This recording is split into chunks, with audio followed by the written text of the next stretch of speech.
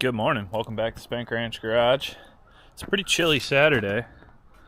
It's about 28 degrees out here. I want to get back on the dozer project. It's been a couple months since I've touched it, and it's getting to the point where I'm going to need it soon. So let's get started. What are the chances of this starting?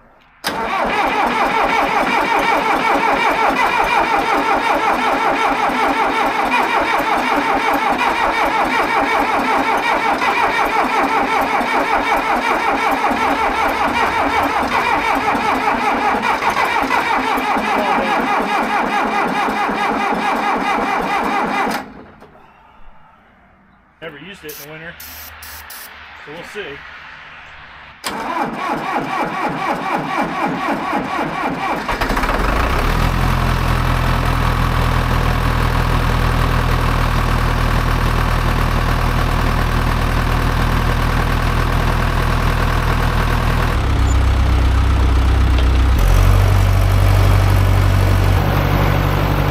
If you guys been watching the other videos of this dozer series, you'll know we've already overcome some pretty big things. We've freed up the left side steering clutch, that's working good. We fixed a cracked engine block. We've done a lot of other miscellaneous repairs, got the transmission really working great. The other big thing on this unit is the right side steering clutch, and I found that it's contaminated with oil and it slips pretty good. You really can't do any work with this dozer as is because the right side track will slip. Now the interesting thing is it's not clear if it's slipping from oil that it has acquired naturally through its seals, like maybe the transmission seal or the final drive seal, or is that oil in there because it leaked in through the top when the clutch cover was missing. So when I got this dozer, it had a substantial hydraulic leak from the control box right here, and that hydraulic leak was actually dripping off the bottom of the box and dripping directly into the top of the steering clutch. So what I want to determine today is that oil that's in there residual hydraulic fluid, or is it actually transmission fluid from the transmission or final drive fluid from the final drive?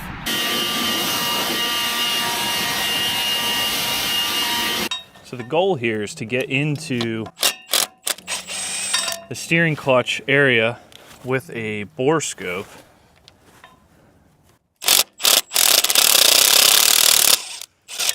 and get a good look at what's going on in there. See if we can see any evidence of a seal leaking. Now I know people will say, like, if you've gotten a clutch wet or a brake wet, there's really no saving it. You gotta replace it. And I tend to possibly agree, but I need to give this a try first. So you can see this is just gummed out in here. It's just been wet for so long. Everything in there is covered in grease. So these are the covers that I made. These were missing when I bought the machine, which is just so foolish.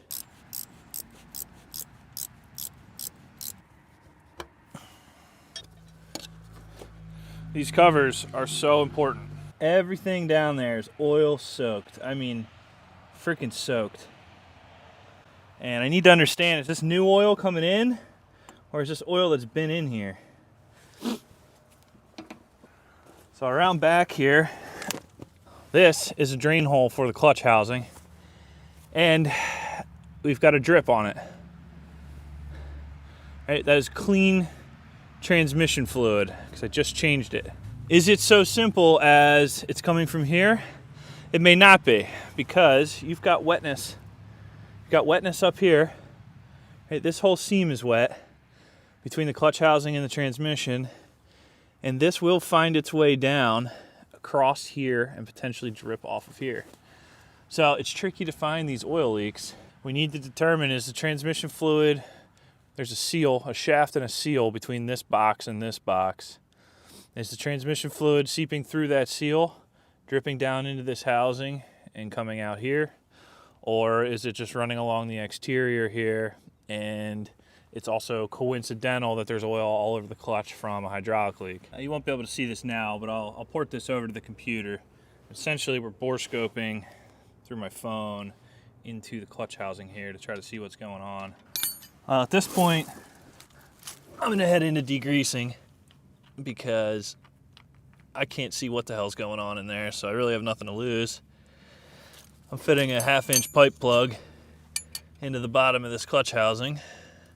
This was probably supposed to be in here from the factory, but they're removed And that's pretty common on these old machines.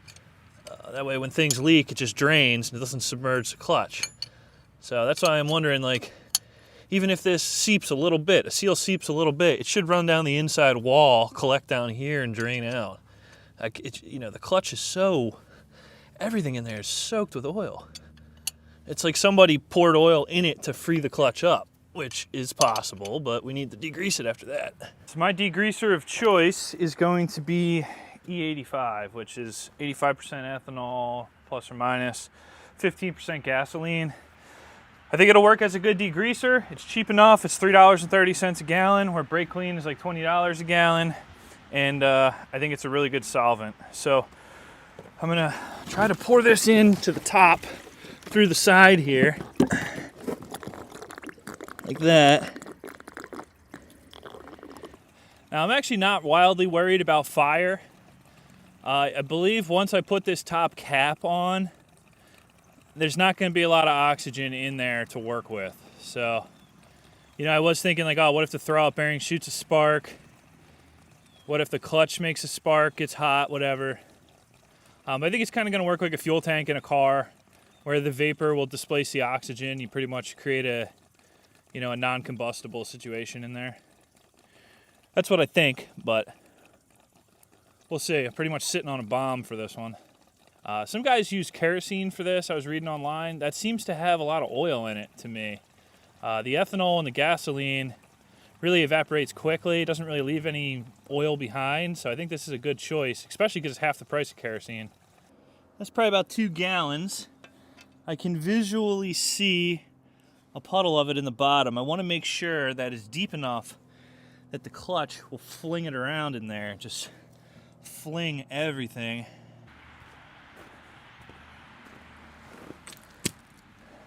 Just in case things get a little rowdy.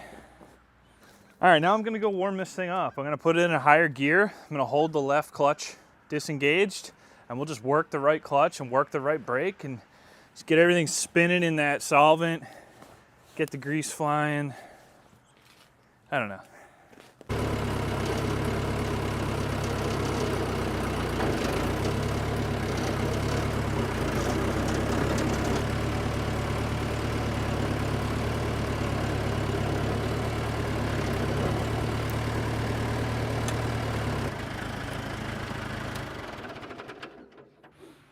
She slips good. She really slips good. I mean, third gear on flat ground, if I disengage the left side brake, left side clutch, and I release the right side clutch, it hardly moves. She don't want to move. So it is slipping, slipping, slipping.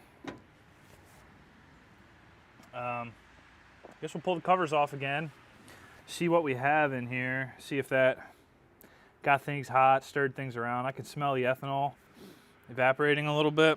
We'll drain it, see what comes out. Confidence that I'm going to fix this without disassembling the whole side of the dozer is pretty low.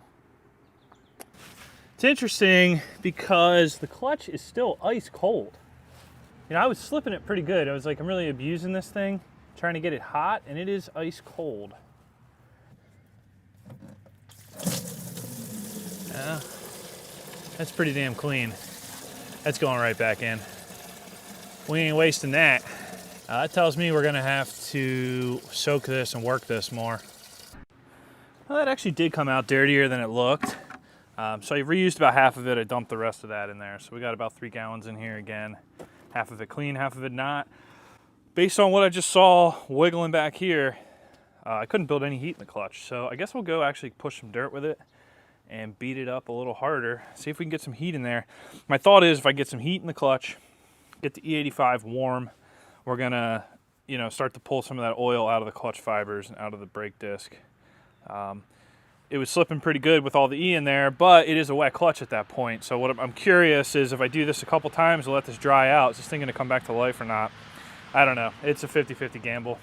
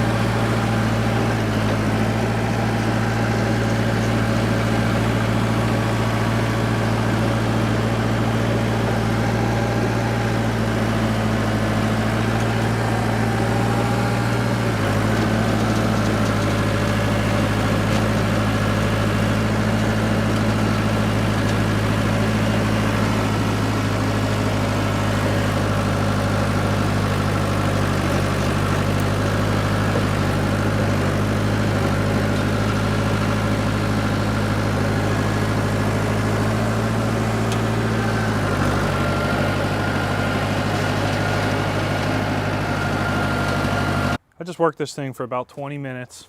Still got the 85 in the clutch housing. The brake sucks. You really got to pull on it to get this track to lock, and the clutch does slip only when you're engaging it though. Once it's engaged, it doesn't seem to slip. So that's kind of reassuring. I'm out of fuel.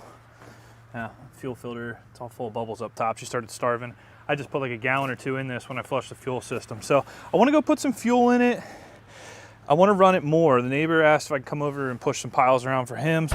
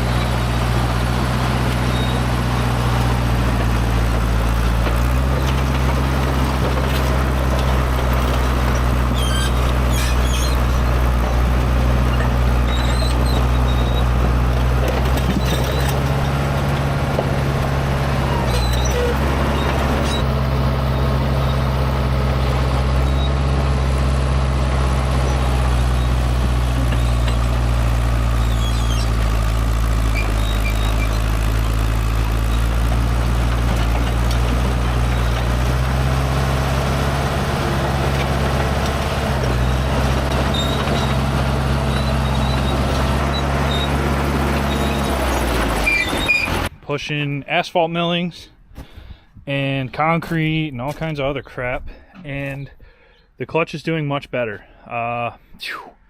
Only a handful of times could I actually get it to slip. So I had this thing, you know, second gear low, pushing them asphalt piles, and then pushing concrete in low first gear. That's applying the most amount of torque that this clutch is ever going to see. And I got it to slip a couple times, but that's it. And that's with it still full of ethanol. So I'm going to drain this now. I think once that clutch dries, we might get lucky here. And everything under here is warm now, which is nice. That's what we didn't achieve before. It takes forever to get this stuff hot. Everything's so heavy. Look at that. All right. We got some degreasing action that time. God damn. Yeah, look at this. The bottom was caked with stuff. So we're making progress here. Now we're talking. This time we got some actual cleaning action. So with the clutch drained, I just put it in gear, and I kind of did a test I've been doing where I hold the brake as hard as I can and I release the steering clutch. Before, you could release the right side steering clutch and the dozer wouldn't even bog down. You wouldn't even hear anything. Now, it'll actually tear through the brake and try to stall the engine if you let that right side steering clutch go. That is thousands times better than what it was. That's really exciting. We don't know how long it'll last though. I still don't know, is something putting oil into that case? And secondly, you know, as clutches get hot, they tend to kind of off-gas their oil back to the surface. So this clutch may start slipping again in a month, in a year, in 5 years. But throwing 4 gallons of gasoline or ethanol in there and running the dozer and draining it is a hell of a lot easier and cheaper than disassembling this whole side of the machine. The other thing I was worried about is, how's the engine and trans going to do when I'm actually hammering this thing and using it, you know, back to back to back. It did great. Engine never got hot.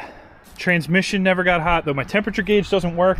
The trans never slipped. It never had any erratic shifting, banging gears, nothing. You can rip this lever back and forth, reverse, high, low, neutral, whatever you need. I worked this machine hard, and really not a single problem. Definitely things that could be better, but you know, for coming out of hibernation, sitting for however many years, I didn't even blow a hose. It's a couple weeks later, I let the shmoo settle out of the E85. Look at that crap.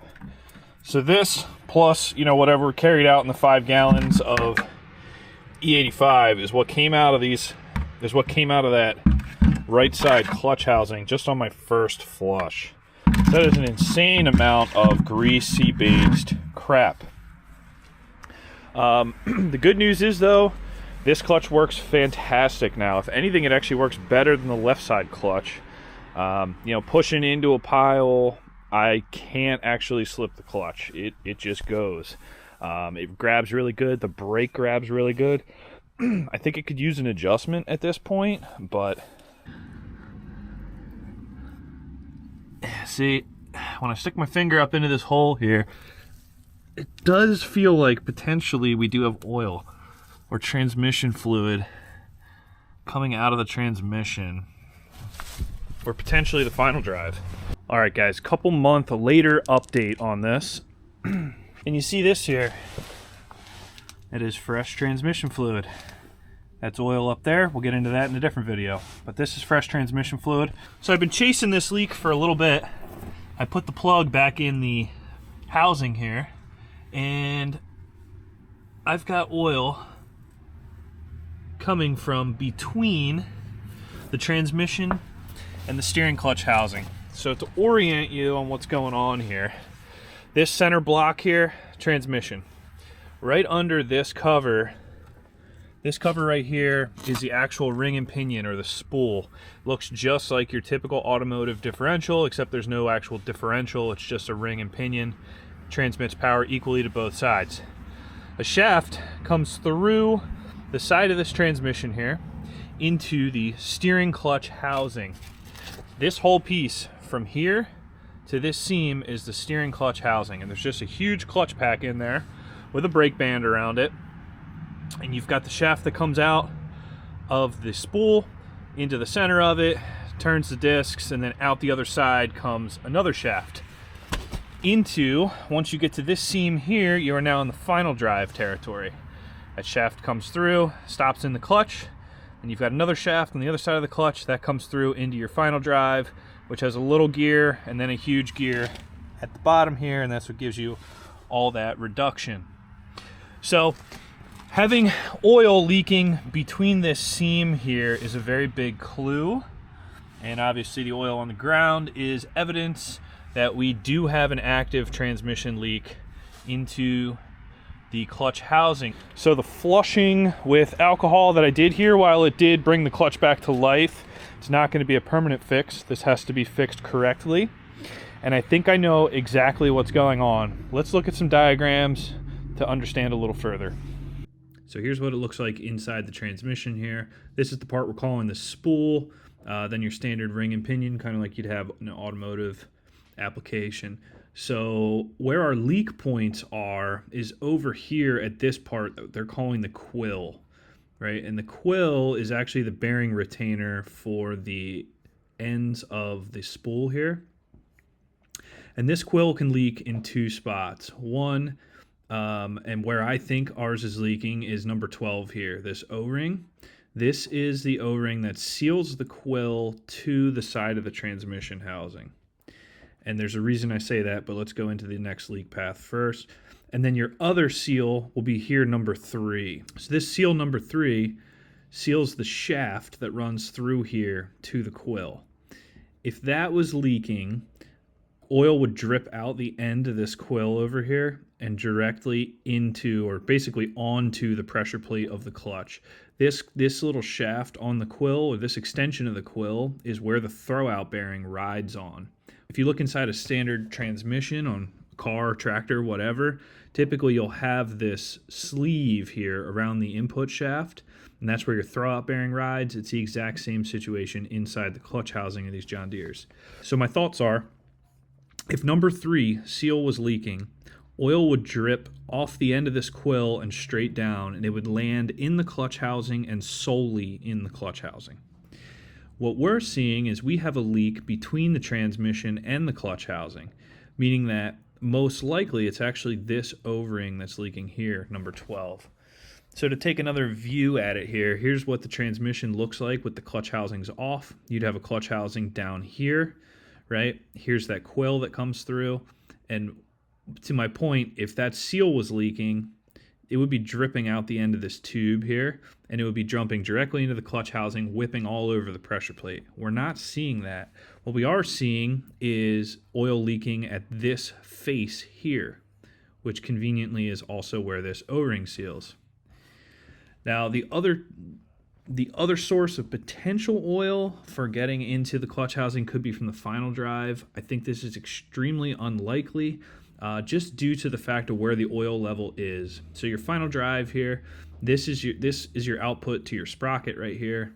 Comes in, it's got this huge spur gear, and then that mates to this little spur gear. This little spur gear comes out the back of the final drive into the clutch housing, and this part right here is what actually goes into your steering clutch.